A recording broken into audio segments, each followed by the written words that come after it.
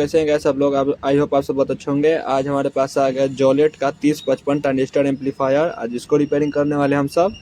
इसमें light fate सब आ रहा है पर साउंड नहीं दे रहा है। इसमें थोड़ा चरचराहट भी दे रहा है। चलिए अब इसको खोल कर इसको देखते हैं, इसको रिपेयर करेंगे।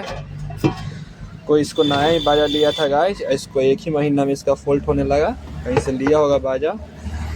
चलिए अब इसको रिपेयर करते हैं। देखिए JDM का लगा हुआ है पावर सप्लाई इसमें। देखिए ये देखिए JDM का इसमें बोर्डो डाला है। तो पावर सप्लाई तो ठीक है, चरचराहा रहा था हल्का हल्का। तो चलिए इसको रिपेयरिंग करेंगे, इसको ये बोर्ड को, फिर इसका साउंड सुनाएंगे आपको। ये देखिए सब इसमें सामान लगा, इसका वीडियो खराब होगा इसका। यहाँ पे ट्रांजिस्टर भी शॉर्ट हो सकता है ना, तो इधर का सामान खराब होगा।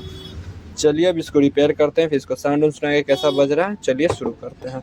ये देखिए गाइस, ये रिपेयरिंग हो चुका है। अब इसका हम साउंड सुनाते हैं आपको, ये कैसा बज रहा है।